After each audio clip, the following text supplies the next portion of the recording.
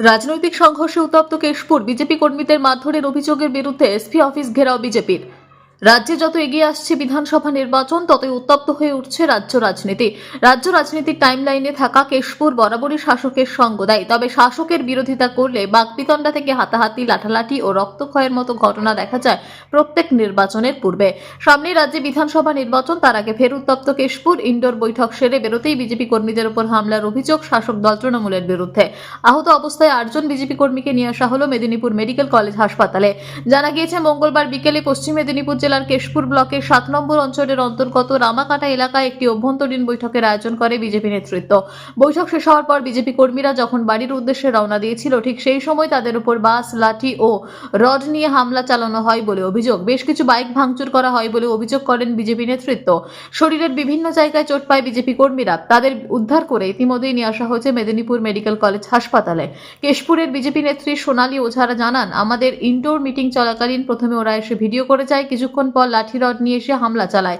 আমরা ওখান থেকে বেরিয়ে আসতে চাইলে রাস্তায় ঘিরে ধরে বাইক ভাঙচুর করে কোনো রকমে ওখান থেকে বেরিয়ে আসি। তৃণমূল বুঝতে পেরেছে কেশপুরে তাদের পায়ের তলার মাটি শেষ হয়ে গিয়েছে, তাই বিজেপিকে মেরে ধরে আটকানোর চেষ্টা করছে। কোনোদিন বিজেপিকে আটকানো সম্ভব নয়, তৃণমূল নেতারা জেনে রাখুন। সম্পূর্ণ অভিযোগ ভিত্তিহীন বলে জানান কেশপুরের তৃণমূল কংগ্রেস নেতৃত্ব মোহাম্মদ রফিক। তিনি বলেন, বিজেপির নেতারা জঙ্গলে পিকনিক করছিল, নিজেদের মধ্যে অন্তর্কলহ রয়েছে, সেখান থেকে ফেরার পথে রাস্তায় মদ খেয়ে মেয়েদেরকে টোন টিটকারি করেছিল, সেই সময় গন্ডগোল বাধে। যদিও ঘটনাকে নিয়ে এখনো পর্যন্ত লিখিত অভিযোগ দায়ের করা হয়নি পুলিশের কাছে। বিজেপি কর্মী সমর্থকরা রাত্রে এসপি অফিসের সামনে গিয়ে বিক্ষোভ দেখাতে থাকে। ঘটনা ঘিরে ব্যাপক রাজনৈতিক চাঞ্চল্য ছড়িয়ে পড়েছে।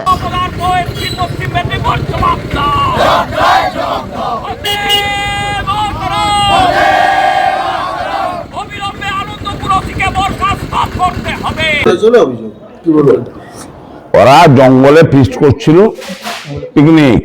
সেই অবস্থায় নিজেদের মধ্যে গন্ডগোল, মারপিট, আর কিছু মেয়েকে টোনটিটকারি করছিল মদ খেয়ে। এরকম একটা আমি খবর পেয়েছি। ঠিক আছে, ওদের নিজের অন্তর্কলহ, তৃণমূলের কেউ এর সঙ্গে যুক্ত নয়। যুক্ত না, তাই তো? অবশ্যই কেউ যুক্ত নয়।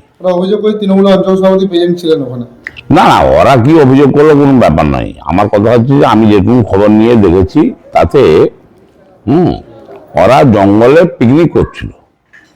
পিকনিক করে মদ খেয়ে বিভিন্নভাবে ওরা রাস্তায় যারা মেয়েরা যাচ্ছিল তাদের গিয়ে চোর টিটকারি করছিল। সেই সময় একটা গন্ডগোল বাঁধে, এইটুকুনি আমার কাছে খবর। ঠিক আছে। এই যে হামলা, মিটিং শেষ হওয়ার পরে হামলা, মানে এটা কারণ কি মনে করেন? মিটিং শেষ হওয়ার পরে ঠিক নয়, ওরা মাঝপথ থেকে আমাদের খবর আসে, ওরা লাঠি ছোটা নিয়ে আসছে।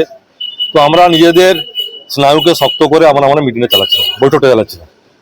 তো মাঝে ভিডিও তুললো, এটা যে পরিকল্পিতভাবে শুধু ওখানে যে আক্রমণ হয়েছে তাই নয়, ওখান থেকে বেরিয়ে যাওয়ার পর ওই যে ভিডিও যাদের দেখা গেছে এখন তাদের বাড়িতে আক্রমণ চলছে। এইমাত্র খবর হলো 5-6টা গ্রামে, এমনকি আজকে যার লক্ষণ পাল, যার সবচেয়ে বেশি হাতে সম্ভবত হাত একটা ভেঙে গেছে, এখন এইমাত্র এক্সরে হলো। তো তার বাড়িতেও বাড়িতে হামলা হয়েছে, মেয়েদেরকে অবশ্যই গালাগালি করছে, খুব আতঙ্কের পরিবেশ তৈরি করছে। তবে আমরা এই আতঙ্ক থেকে আমরা আতঙ্কিত হচ্ছি না। আর কেশপুরের যে এত পুলিশ প্রশাসন জানানো হয়েছিল, আমরা ভারবেলি জানিয়েছিলাম, যেহেতু কেশপুর তাই অ্যাডভান্স জানানো হয়েছিল যে আমাদের ওখানে একটা বৈঠক হবে। যদিও এটা আমাদের জানানোর বিষয় নয়, কিন্তু কেশপুর তো তাই আমরা কিন্তু ভারবেলি জানিয়েছিলাম। ভোট যত কাছে আসছে একদম কি আবার কেশপুরের মতো আসছে, কিন্তু কেশপুরকে আমরা কিন্তু জানি 21 সালে দেখেছিলাম। আমরা কিন্তু আমিও কেশপুরের মানুষ, আমরা কেশপুরের লোকেরা রাজনীতি করতে জানি। কিন্তু আমরা একবারে আনএক্সপেক্টেড ছিল যে এরকম একটা তপশিলি জাতি উপজাতি এলাকায় কোথাও আজ পর্যন্ত কোনো বিজেপি আক্রমণ হয়নি। বাইরে থেকে এসে ওই সঞ্জয় পাল, শ্যামল পাল অঞ্চল সভাপতি, তিনি নিজে লাঠি দিয়ে আক্রমণ করেছেন। এবং আমিও ছিলাম মিটিং এ, আমি লাকিলি এসকেপ, মানে আমি একটা অন্য রাস্তা দিয়ে, যে রাস্তা দিয়ে এসেছিলাম ভুল রাস্তায় চলে গেলাম না বুঝে, সেজন্য হয়তো এদিকে লোক ছিল না, তাহলে আমিও আগে আক্রান্ত হতাম।